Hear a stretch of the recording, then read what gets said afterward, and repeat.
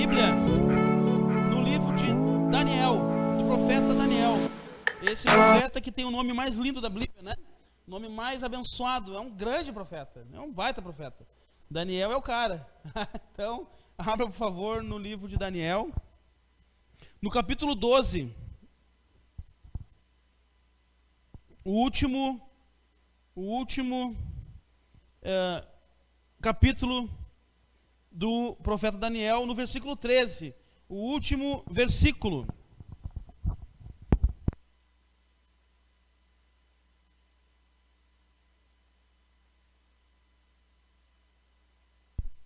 Então, Daniel 12, versículo 13, amém? Então diz assim: quanto a você, siga o seu caminho até o fim. Você descansará, e então, no final dos dias, você se levantará para receber a herança que lhe cabe. Amém. Amém. Eu quero então fazer uma oração em nome de Jesus. Senhor nosso Deus e Pai, bendito é o teu nome, Deus. Nós estamos perante a tua santa palavra. Eu estou aqui, Senhor, com a tua santa palavra na minha frente. Eu peço que o Senhor abra o nosso entendimento, abra o nosso coração, meu Deus. O Senhor venha falar conosco, Pai. Abre o coração dos irmãos para receber a tua palavra, para receber a tua revelação. E vem, Senhor, me usa nessa noite para abençoar a vida dos irmãos, em nome de Jesus. Amém. Queridos, eu dei o nome dessa mensagem de uma promessa para você. Amém? Uma promessa para você. Profeta Daniel, nós conhecemos um dos maiores profetas da Bíblia, um dos profetas maiores. O livro dele é um livro fantástico. Um homem de Deus, o homem das visões, o homem que interpreta sonhos.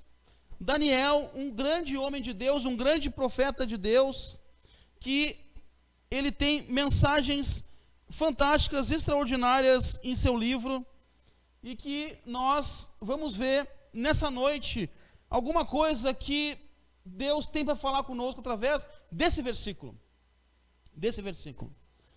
Mas Daniel, um homem que tinha assim uma intimidade com Deus muito grande. Ele era semelhante a Moisés. Ele falava com Deus face a face. Ele respondia, Deus falava com ele, ele respondia, ele falava com Deus, Deus respondia. Mas Daniel tinha assim uma vida de busca constante e incessante a Deus. Daniel, ele conta a palavra que ele orava 3 vezes por dia. Ele se virava para Jerusalém na sua janela e orava para Jerusalém. Orava a Deus para que Deus levantasse Jerusalém de novo, que acabasse com o cativeiro. Daniel está vivendo na Babilônia, ele é um prisioneiro, ele está cativo na Babilônia, mas ele ora a Deus 3 vezes ao dia. E no versículo 10, um pouco antes do que nós lemos, diz assim: muitos serão purificados, alvejados e refinados, mas os ímpios continuarão ímpios. Nenhum dos ímpios levará isto em consideração, mas os sábios, sim. Daniel, no capítulo 12, está falando do fim dos tempos. Ele está tendo uma visão do fim dos tempos.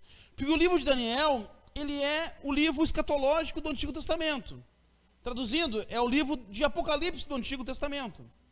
Apocalipse do Antigo Testamento está em Daniel. Tudo que está em Apocalipse do Novo, o Apocalipse de João, está em Daniel. As visões do final dos tempos. Ele tem as visões do final dos tempos. Ele está vendo aqui o final, o fim de tudo, quando tudo vai acabar. Quando os ímpios perecerão, quando os santos serão salvos, serão resgatados, serão glorificados. Ele está tendo essa visão aqui. Está tendo a visão da volta de Jesus, que ele não conhecia ainda, mas ele está vendo que viria o ungido, e o ungido ia estabelecer, né, o seu reinado. Ele está vendo isso. Então, primeiro que nós estamos vendo aqui no versículo 10, é que os ímpios continuarão ímpios. Nós estamos vendo esse ano, no ano da pandemia, no ano que está tudo muito diferente, que veio o Covid, matou milhares de pessoas, veio devastando todas as nações, e agora Já tem aí uma variação dele, já tem países fechando as fronteiras porque encontraram a variação do Covid em animais e essa variação está contaminando os humanos. E eles estão dizendo que talvez a vacina não resolva nada, porque já vai chegar numa nova etapa o Covid. Porque a tendência é cada vez vir mais coisa, irmãos. Cada vez piorar. É vir um outro vírus, é vir um outro impacto. Está acontecendo por todo mundo, terremotos onde não acontecia, maremotos, tsunami, vulcão entrando em erupção. Tudo está acontecendo. E os ímpios como estão? Do mesmo jeito, sendo ímpios. Porque a palavra diz que eles não mudarão. Que eles não serão alvejados, eles não terão suas vestes limpas. Eles continuarão do mesmo jeito. Eles olham para isso, eles olham para esses fatos e não muda nada. Mesmo que a Bíblia seja clara em certas situações, mesmo que a Bíblia diga, ela não diz, mas se ela dissesse, vai cair um meteoro no Japão, cai um meteoro no Japão e os ímpios continuam ímpios e não dão importância para isso. Não mudam. Nós falamos na semana passada, né, que o ímpio faz coisa de ímpio. E ele continua fazendo coisa de ímpio. Ele não vai mudar. Os sinais acontecem e não mudam, as coisas acontecem e não mudam. E aí está acontecendo agora na política também, coisas que sinais do anticristo. O presidente dos Estados Unidos que venceu agora, gente, não é bom para nós. Não é bom para nós. Porto Alegre, nós temos que orar por Porto Alegre, porque Porto Alegre está indicando que uma candidata de esquerda, extrema esquerda, totalmente contra a igreja, vai ganhar. Isso é um perigo para a igreja. Mas são sinais dos fins dos tempos. E os ímpios estão vendo os sinais e não estão fazendo nada. Mas o pior é quando a igreja vê e não faz nada. A igreja precisa acordar, precisa se ligar, precisa ver o que está acontecendo. Só que Deus, Ele é galardoador daqueles que o buscam. Ele é recompensador daqueles que o buscam. E são os santos, que são os salvos, que são os justos. Ele é galardoador, ele responde à igreja, ele responde ao justo, ele responde a mim e a você. Porque ele é galardoador daqueles que o buscam, não dos ímpios. E aqui diz no versículo 10 que esses santos serão purificados, terão suas vestes limpas, serão refinados como ouro, porque as bênçãos são para os santos, as bênçãos são para os cristãos. Porque, veja bem, você já deve ter ouvido isso, ou já aconteceu isso com você, de alguém ler a Bíblia e dizer, eu não entendo nada que diz aqui, não consigo entender. Às vezes, é até perda de tempo dar uma Bíblia para um ímpio, porque ele não entende nada, ele não consegue entender. Quem entende são os santos. Quem entende são os santos. Porque o ímpio não consegue, porque ele não tem o Espírito Santo. Então ele lê e não entende nada. Então eles vão continuar sendo ímpios. E aí eu quero falar com vocês, meditar um pouco nesse versículo 13, somente no versículo 13, ele tem preciosidades aqui fantásticas nesse versículo. O anjo Gabriel está falando com Daniel. E o anjo Gabriel fala algumas coisas ali nesse texto. Primeiro ele diz, quanto a você. Ele está falando de algo pessoal, de algo íntimo, de algo próximo. É com você que eu estou falando, é para você. Então o que nós vamos ver aqui primeiro? As revelações de Deus. Como que Deus se revela para o ser humano? Ele se revela para o ser humano de duas formas. De duas formas. Ele se revela, primeiro, da forma natural. Essa forma natural é a revelação dele na natureza. Olha, eu digo assim, ó, tem que ter muita fé para ser ateu. Muita fé. Porque você olha para a natureza, como é que você não vai enxergar Deus na natureza? Como é que você vai olhar para o sol e ver que é uma bola de fogo incandescente que não nos torra? Como é que você olha para a natureza e vê que tem inverno, verão? Você olha para a natureza e você olha para o mar, e Deus fala isso com Jó, do limite do mar. Você olha para o mar e o mar chega até ali, vai e volta, e ele não avança. Como que esse mar não inunda a cidade de um dia para o outro? Porque ele tem um limite, mas quem é que botou esse limite no mar? Quem é que botou o limite no sol, na distância entre o sol e a terra, para não queimar todo mundo aqui? Quem é que fez isso? Quem é que cuida da atmosfera? Quem é que cuida dos animais, do ecossistema, do ciclo da vida? Que um animal se alimenta do outro, se alimenta do outro, se alimenta do outro, e isso mantém o ecossistema, mantém tudo de forma natural e equilibrada. Quem é que pensou nisso? Quem é que pensou que se eu estou gripado, eu vou ali, pego uma laranja na árvore, na laranjeira, chupo essa laranja e fico melhor? Como que essa vitamina da laranja é o que cura a minha gripe? Quem é que pensou nisso? De onde que surgiu isso? Como é que o ateu pode olhar para tudo isso e dizer não tem Deus? Mas como é que isso aconteceu? A ciência tenta responder, tenta achar 1001 explicação para as coisas, mas ainda não conseguiu explicar tudo, porque não consegue. Como é que surgem os animais? Como é que eles são? Animais que vivem na África tem um jeito, animais que vivem no Brasil tem outro, e assim vai.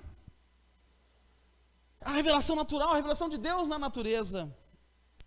E essa revelação de Deus na natureza serve para a condenação do homem. Serve justamente para o dia que o ateu chegar lá no céu, e quando chegar no julgamento, e ele vai ver Deus. E ele vai dizer, o Senhor existe? Meu Deus! E Deus vai dizer, tu está condenado, porque eu me revelei na natureza, e tu não me adorou. E aí vai falar em Romanos 1, que o homem preferiu adorar a criatura do que o Criador. E por isso ele é indesculpável. Aí os homens adoram os animais. Os homens adoram a vaca na Índia. Os homens adoram o leão. Os homens adoram a serpente. Os homens adoram tudo que é animal, adoram a lua, adoram o sol, mas não adoram a Deus. Não adoram o Criador, quem fez esses animais. E isso Deus diz que eles são indesculpáveis.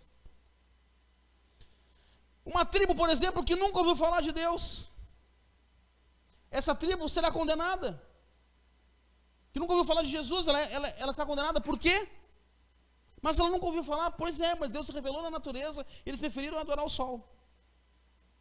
E eles têm uma lei na tribo.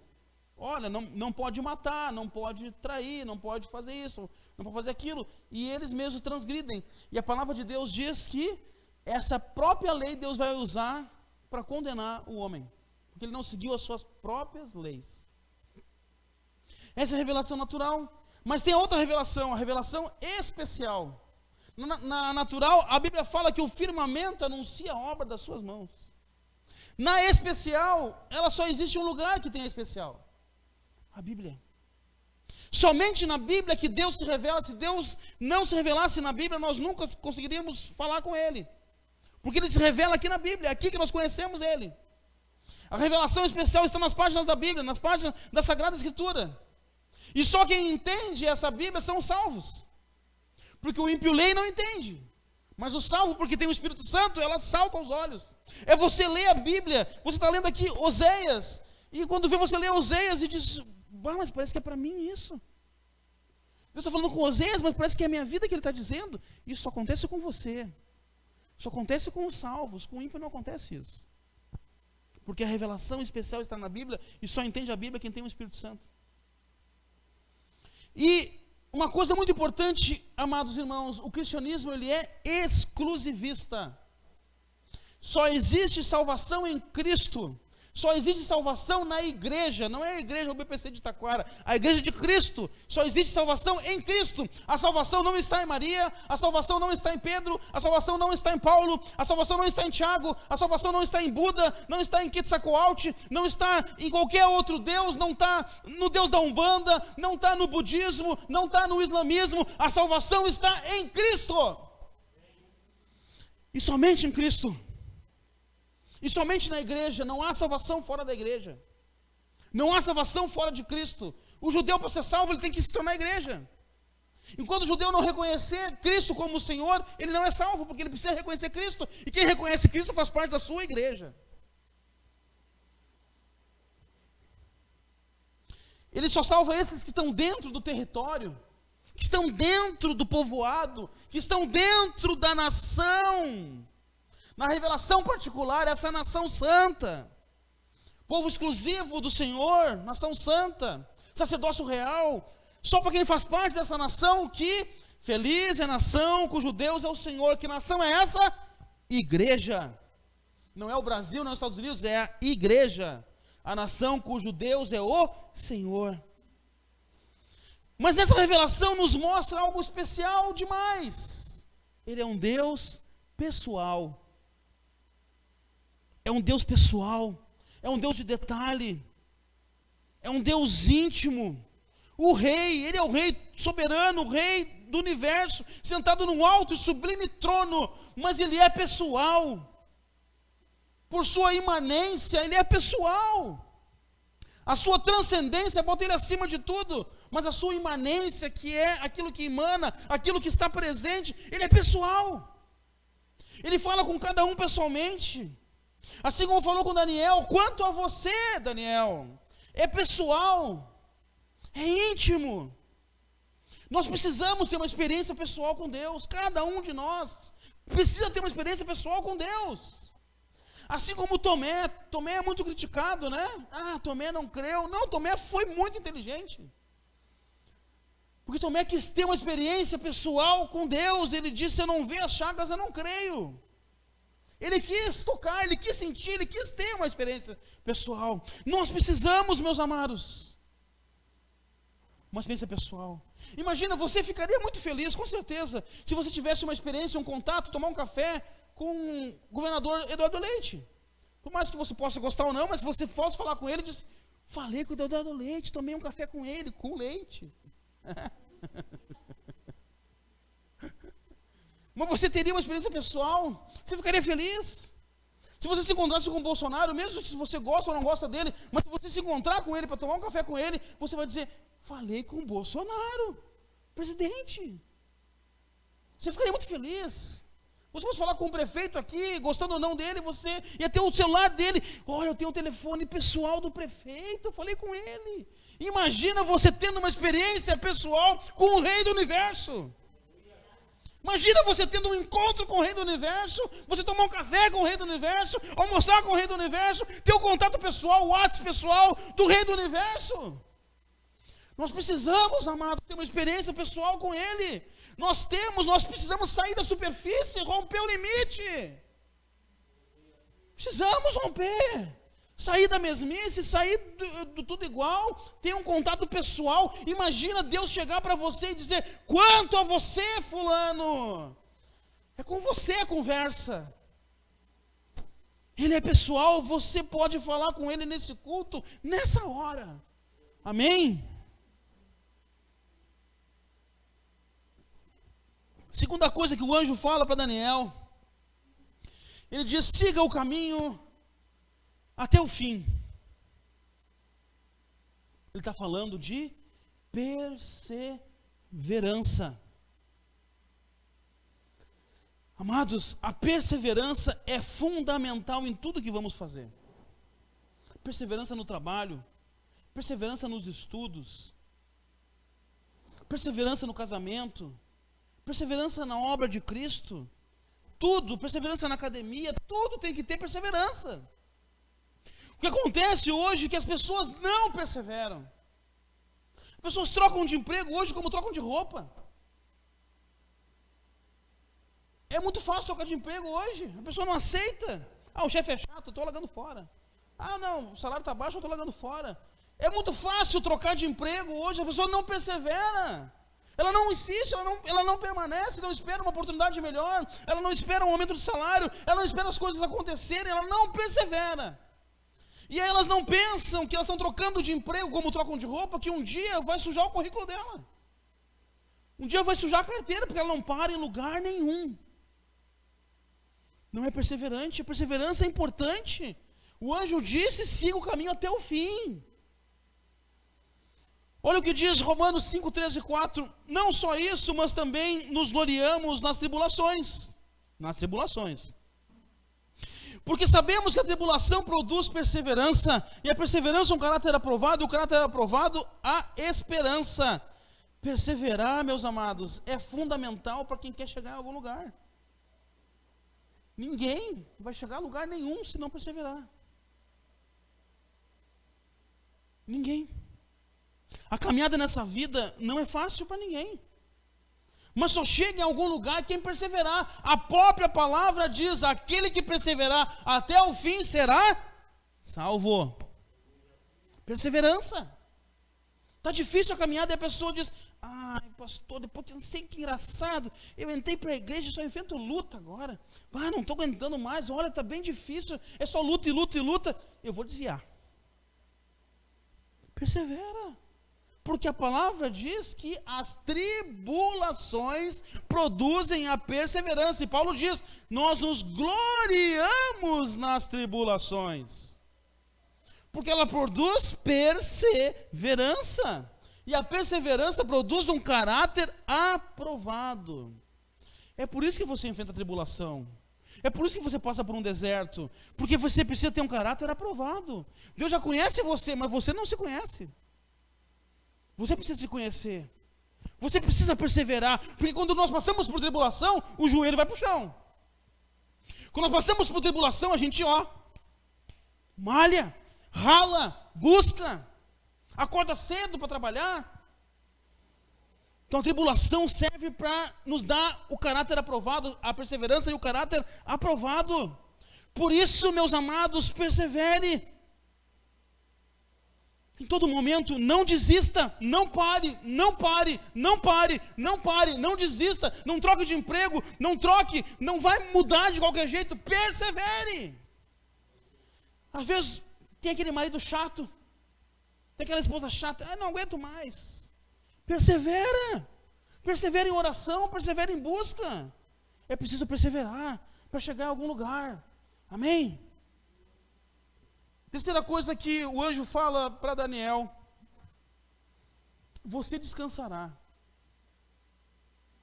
E isso nos traz esperança. O anjo está dizendo: você descansará. É a nossa esperança, que vai ter um descanso. Olha o que diz a continuação de Romanos que nós lemos. A perseverança é um caráter aprovado, o caráter aprovado é a esperança, e a esperança não nos decepciona, porque Deus derramou seu amor em nossos corações por meio do Espírito Santo que Ele nos concedeu. A perseverança vai produzir a esperança. Porque quando eu persevero, eu tenho algo que eu espero. E tem um ditado popular que diz que a perseverança, que a esperança é a última que morre. Mas não é assim que a Bíblia diz. A Bíblia diz que vai permanecer a esperança, a fé e o amor. E a palavra nos diz algo fantástico. A palavra nos diz que Jesus é a nossa esperança, que Jesus é o autor e consumador da nossa fé, e que Jesus é o próprio amor. Então quem vai permanecer conosco até o fim é Cristo. Ele é a esperança, Ele é a fé e Ele é o amor. Nós precisamos conhecer e experimentar esse amor. Olha só um testemunho que eu li essa semana. Eu tenho 2 livros ali de mártires, que volta e meia eu vou lá para ler, para me dar umas pancadas na cabeça, assim, para tomar vergonha na cara. Quando a gente olha para o trabalho dos missionários, né? Para dar um pouco de acordar para a realidade. E tem um caso de uma menina da Eslováquia. Essa menina foi presa. Lá na prisão, o seu algoz, o carcereiro, batia nela e dizia para ela: onde estão os outros? Ela era uma menina cristã. Ele queria saber onde estavam os outros irmãos. Onde estão os outros? E ela: não vou falar, não vou falar. Aonde estão os outros? Não vou falar. Mas por que tu faz assim? Por que tu não fala? Porque eu tenho um namorado, e meu namorado, ele é o próprio amor. E ele: não quero saber. Cadê os outros? Não, mas é que tu tá cheio de ódio, eu tô cheio de amor. E ele espancou ela quando ele ouviu isso. Bateu. Espancou, chutou, arrebentou ela até ela desmaiar. Ela desmaiou, ficou desacordada por um tempo.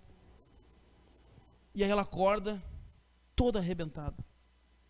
Ela olha assim, ele está sentado assim, num canto, pensando.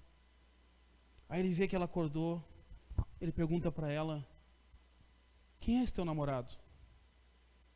Eu fiquei curioso para saber quem é esse amor. Ela diz: ele se chama Jesus Cristo. Me fala dele. E essa menina, depois de ter apanhado, ter desmaiado, ela prega para o carcereiro. Ela prega para ele. E ele, desesperado, daquele jeito, né, bruto. Tá bom, mas o que eu faço para ser salvo? Ela diz 2 coisas. Se arrepende dos teus pecados e seja batizado. Ele diz, então tá, então me batiza agora, eu te dou um tiro na cara. Ela diz, tá bom, batizou ele. E esse carcereiro passou a ser prisioneiro junto com os outros, porque ele conheceu o amor. Nós precisamos conhecer o amor. Nós precisamos conhecer o verdadeiro amor. E não é o amor de marido e mulher, não é o amor de um namorado. O amor verdadeiro, o amor de Deus. Conhecer a Cristo, essa mulher, essa menina conheceu o amor. E o amor que ela conheceu fez ela ter amor por esse carcereiro que espancava ela. Ela podia ter feito qualquer coisa, qualquer loucura. Não. Ela pregou para ele. E ele se converteu. Porque ela conheceu o amor.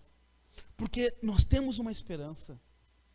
Nós temos uma esperança de um dia se encontrar com ele. Está próximo à volta dele. Está muito próximo à volta dele. Nós estamos vendo, está próximo demais à volta dele. E um dia nós vamos nos encontrar com ele. Nós temos essa esperança. Nós temos essa esperança de entrar no descanso do Senhor. Portanto, não perca a fé, não perca a esperança, e você provará o amor de Deus no seu descanso. Essa menina podia estar numa prisão, podia estar sendo espancada, mas ela estava com a esperança do descanso eterno. Aí o anjo fala outra coisa para Daniel. Ele fala no fim dos dias. Tudo no versículo 13. Ele fala no fim dos dias. Ele está dizendo o que com isso? Que tem um tempo certo. Porque tudo está escrito, tudo está determinado, tudo está decretado por Deus. O fim dos dias já está decretado por Deus, tudo que vai acontecer. E não tem como escapar, vai acontecer o que Deus já decretou. Satanás vai ser preso, os santos serão salvos, serão glorificados e os ímpios vão para o inferno. Está decretado. Nós vimos isso na semana passada. Que existe, não tem outra história. Ou a gente prega o evangelho para salvar os nossos amados, ou eles vão para o inferno. Então tem um tempo certo, a igreja está nas mãos de Deus, e Deus aguarda. Haverá um fim para todas as coisas. Para todas as coisas. Mas uma coisa é certa, a igreja será vitoriosa. A igreja será vitoriosa, uma coisa é certa, e eu e você fazemos parte da igreja. Então tenha paciência, persevere, mantenha a esperança que no tempo certo tudo acontecerá. Mas é no tempo certo, gente. No tempo certo, olha o que fala Eclesiastes, tudo tem seu tempo determinado e há um tempo para tudo, para todo propósito debaixo do céu. Tem um tempo certo para acontecer. Tem um tempo certo. Às vezes você está esperando e está insistindo, mas tem um tempo certo para acontecer. Não apresse o tempo, não acelere o tempo, não corra na frente do tempo, não adiante o tempo. Tudo tem o seu tempo, apenas descanse em Deus. Amém? Apenas descanse em Deus, porque tudo tem o seu tempo. Não apresse o tempo, não faça o tempo correr, não faça o relógio andar. Deixa o relógio andar, o natural, vai acontecer no tempo certo, no tempo que tem que acontecer. O anjo disse, tem um tempo certo, no fim dos dias. E o último ponto que o anjo fala para Daniel, você se levantará para receber a herança que cabe a você. 2 coisas aqui. Primeiro, ele diz, você se levantará. É uma certeza que ele se levantará. É uma certeza. É o anjo que está dizendo, você vai se levantar. Uma certeza, ele diz, você vai se levantar, Daniel. Ele fala para mim e para você hoje, você vai se levantar. É uma certeza. E a segunda coisa é uma promessa. O título da mensagem, uma promessa para você. É uma promessa que ele fez para Daniel e é para você também. Ele prometeu, ele é fiel para cumprir, porque Deus é fiel. Ele prometeu, ele é fiel para cumprir. O anjo fala para Daniel, que a promessa vem do céu para o profeta. Não é eu que prometo, não é o prefeito que promete, não é os candidatos aí mentirosos que prometem, é Deus prometendo. Ele é fiel para cumprir. A certeza da nossa recompensa não está no nosso esforço, não está no que a gente faz. A Bíblia fala, não é do quem quer e nem de quem corre, mas é daquele que faz, aquele que promove, aquele que é o que fez a promessa. Vem de Deus. Então, a recompensa, a nossa certeza não está no nosso esforço, mas está naquele que fez a promessa. A certeza em receber, a certeza em se levantar, está em Deus. A certeza que você vai ficar de pé, está em Deus. Porque é Ele que prometeu que você vai se levantar. É Ele que promete que Daniel vai se levantar. No tempo certo, eu e você receberemos o que nos cabe. Mas é o que nos cabe, irmãos. Não é o que cabe ao vizinho, é o que nos cabe. Não é o que é do outro, é o que é nosso. Sem precisar trapacear, sem precisar manipular, sem precisar transgredir, sem precisar se desesperar. No tempo certo, vamos receber aquilo que nos cabe. Apenas confie e tenha certeza que aquele que começou a boa obra é fiel para concluir. Ele começou a boa obra em você, começou a boa obra em mim, e Ele é fiel para cumprir. Preste atenção nessa frase que você vai ouvir agora. Mesmo que a morte nos faça tombar nessa terra, nos levantaremos do pó para brilhar eternamente. Agora ficam algumas perguntas. Será que é possível se manter fiel nos dias atuais? Será que conseguimos ser perseverantes e manter a esperança nos nossos dias que estão terríveis? Sim, é possível se manter fiel. Sim, é possível perseverar. Sim, é possível se manter na esperança. Daniel foi retirado da sua terra, da casa dos seus pais, para o pior dos mundos daquela época. Ele foi para a Babilônia. Tinha tudo para pecar. Tinha todas as ofertas de manjares para trocar Deus. Tudo. Toda proposta que você imagina, ele vivia no palácio. Ele vivia com o rei.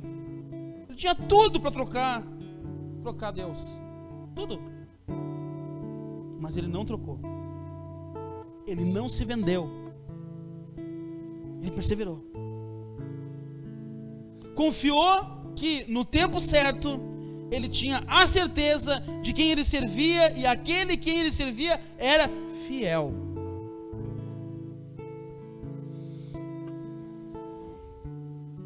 Deus tem uma promessa para mim e para você. Deus tem uma promessa para mim e para você. Ele tem promessa de bênção. Ele tem promessa de salvação. Ele tem promessa de descanso. Ele tem promessa de nos colocar de pé. Ele tem promessa de uma herança. Tem promessa da vida eterna. Quando tudo parecer acabado, não se venda, não se corrompa, não desista, não desanime, não se preocupe, não pare. Quando tudo parecer acabado, quando tudo estiver em ruína, quando esse mundo estiver sendo destruído em chamas, como diz Pedro, quando tiver tudo está abrasado, lembre-se, você tem uma promessa. Não se esqueça que você tem uma marca, a marca da promessa. Você foi marcado, você foi selado com o Espírito Santo, com a marca da promessa, com o Espírito Santo da promessa. Não se esqueça que você tem uma promessa na sua vida. Você faz parte da igreja, e a igreja prevalecerá, a igreja vencerá, a igreja será vitoriosa, a igreja ficará de pé. Os ímpios todos vão cair, todos vão ser destruídos, porque eles não vão reconhecer Cristo. Mas a igreja tem uma promessa. O dono da obra é fiel para cumprir e para te abençoar. Viva essa promessa. Tem uma promessa para você. Tem uma promessa para você. Você vai ficar de pé e você vai receber aquilo que lhe cabe. Amém? Vamos ficar em pé em nome de Jesus.